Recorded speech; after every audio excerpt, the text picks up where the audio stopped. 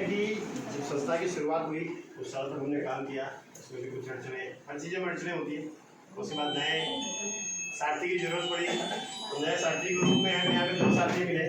तो मैं चाहता हूँ मैं स्वागत करूँ मंडल पाटीदार जी का, ठीक है, जिन्होंने सारथी का रूप में काम संभाला और आज धीरे धीरे ये हॉल बढ़ते जा रहा है। सिर्फ ये और एक दूसरा सारथी है अशोक बलसोर जी, उनके कारण।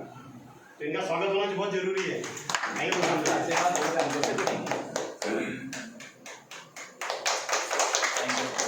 ऐसे सारथी का काम बहुत महत्वपूर्ण होता है। एक छोटा सा हमारे जो खास किसी बार भी छोड़ दिया, इस बार फिर छोटा, लेकिन अब ध्यान आ गया है। हमारे जो इस ऑफिस के इंचार्ज है और मेरे सहयोगी हमेशा मेरे सभी कार्य में साथ रहते हैं। जैसे जावेद साहब से आग्रह करूँगा कि सर का भी पुष्पमाला से स्वागत करते हैं। यही संभालते हैं, कंप्यूटर ऑपरेटर भी हैं।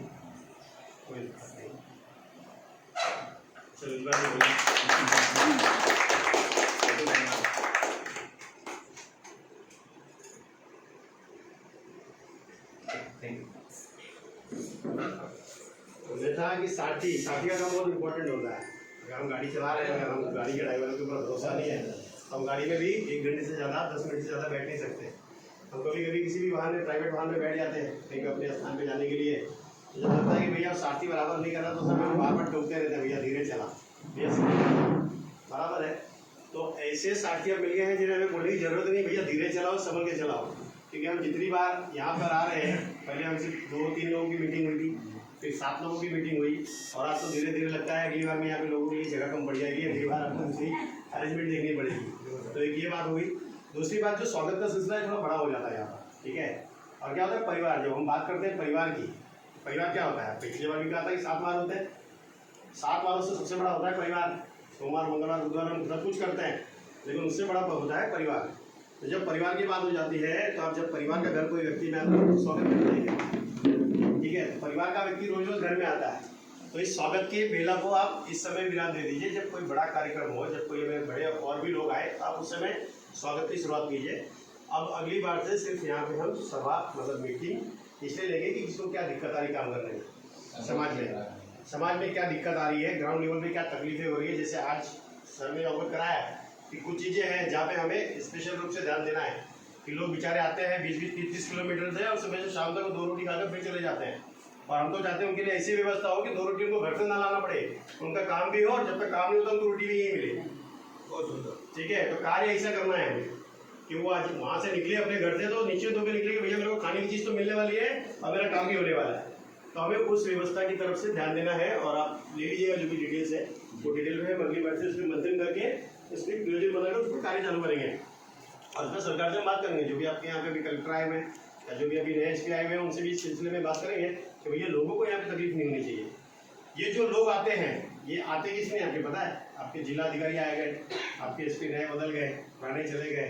तो कारण क्या होता है कि आने जाने का कुछ कारण होता होगा, सभी पता है भैया, कुछ ना कुछ रीजन होते हैं। सरकार बदलने वाली है, कुछ इनको तबादला दे दिया गया, नए लोग आ गए, फिर से दिक्कत, क्योंकि पुराने से थोड़े सेटल थे, 1-2 बार गए थे, बात हो गई थी, एक बन जाता है रिलेशन। अब नए आगे फिर से उनसे रिलेशन बनाओ तो 6 महीने लग जाते हैं, और जब तक उनसे रिलेशन बने फिर से उनके तबादले हो जाते हैं। तो हमारे काम होते नहीं है।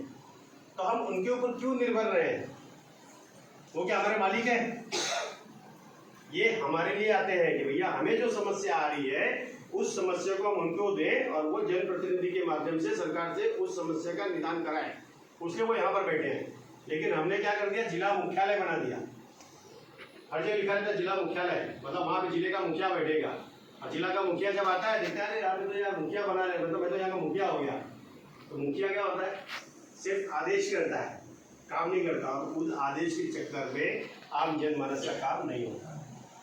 तो वो जो काम नहीं हो रहे हैं, जो ग्राउंड लेवल पे काम नहीं कर रहा है, उस काम करने के लिए इस संगठन का निर्माण किया गया था सन 2012 में।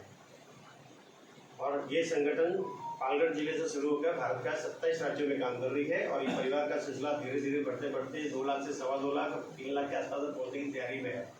तो जो ये परिवार है, इस परिवार को जोड़े रखने का माध्यम एकजुटता जो होती है ना, जिसे मैं हमेशा कहता हूँ, आप सबके हाथ में घड़ी है, 3 सुई एक जगह तो क्या बचता है? 12। तो अगर आपको किसी के 12 बजाने हैं तो आपको एकजुटता होना पड़ेगा। संगठन है तो आपको संगठित होने की जरूरत है। क्या होता है संगठन में कोई व्यक्ति कभी कभी जुड़ जाता है गलती से, जिसकी मंशा सही नहीं होती, संगठन में जुड़ने के बाद में वो अंदर ही मतभेद फैलाना शुरू करता है। तो हम संगठित से फिर संगठनात्मक करके एक एक करके अलग हो जाते हैं, तो वो चीज़ नहीं होनी चाहिए। तो इसके लिए क्या करना पड़ेगा, सबसे पहले आपको संगठन पे विश्वास करना पड़ेगा। जैसे आपने कई कहानियाँ सुनी होंगी, एक कहानी में भी आपको बताता हूँ कि वैराग्नी नाम है कि व्यास जी, जिन्होंने सब 12 मतलब 4 वेद लिखे, फिर 8 उपनिषद लिखे, तो उसके अंदर में कहानी है वैराग्नी जी की। एक वैराग्नी कन्या थी जो विष्णु जी का दीपक रोज लगाती थी, ठीक है। तो एक दिन एक चोर साधु के वेश में आता है भिक्षा लेने के लिए, वो देखता है भैया घर में राजा साहब है नहीं, राजा साहब शिकार पे गए, चलो लेने जाएंगे, कुछ ना कुछ मिलेगा, अच्छा लेके चंपत हो जाएंगे। वो जाते हैं, वैराग्नी बोलता है भिक्षा दे, वैराग्नी भिक्षा लेके आती, बोलती तुमने दीक्षा नहीं दी है। क्योंकि कैसे है, आपके सनातन धर्म में एक चीज़ है कि भिक्षा देने के लिए आपको दीक्षा लेने की जरूरत होती है। जब तक आप दीक्षित नहीं हो, आप भिक्षा दोगे तो उपयोग नहीं होता, तो उससे उस चीज़ का फायदा उठाए। बोले दीक्षा आप ही दे दो फिर, और भिक्षा ले लो। बोले दीक्षा ले दो, मैं तो जंगल में दूंगा, सारे जेवरात इकट्ठे कर लो और चलो हमारे साथ जंगल में। उन्होंने सारे मूल्यवान वस्तु लिए और जंगल में गए, और उसने वैराग्नी को पेड़ से बांधा और सारा सामान लेके चला गया। जब राजा जी शाम को रिटर्न आए अपने कार्यस्थल पर, तो देखा तो वैराग्नी घर में थी नहीं, घर सुनसान पड़ा था। तो बोले भैया वैराग्नी कहाँ है, तो पता चला भैया भिक्षुक आए थे, उनके साथ तो जंगल हो ली वो। राजा जी जंगल गए, देखे तो बिटिया बंधी हुई है पेड़ से। तो राजा जी बोले लाओ मैं खोल दूँ, जो भी समस्या थी तुम्हारी, वो तो जो था वो तो लेके चला गया, कोई बात नहीं, हम वापस महल चलते हैं। बिटिया बोली नहीं, वो बोले गुरु थे, उन्होंने दीक्षा देने की बात की है, तो दीक्षा वही मेरे को देंगे, वही आकर मुझे खोलेंगे। राजा जी ने बहुत चिंतित हुए, परेशान हुए, फिर राजा जी अपने महल चले गए। 3 दिन के बाद विष्णु जी परेशान हो गए, भैया मेरा दीपक जो रोज जलता था, आज वो कन्या दीपक नहीं लगा रही थी, दिक्कत क्या है। तो उन्होंने नारद जी, हमारे जो सर्वे मीटर है, गली गली घूमते रहते हैं, रिपोर्टर उस जमाने के, उनको आदेश किया भैया जाओ रिपोर्टिंग करके आओ, क्या दिक्कत आ रही है। वो जब गए वैराग्नी जी के पास, तो उन्होंने पूछा माता जी मैं आपको बोल देता हूँ, क्योंकि जो था वो चोर था, उसके कर्म में चोरी लिखी है, वो चोर था, वो आपको छल के चला गया, मैं आपको बोले नहीं।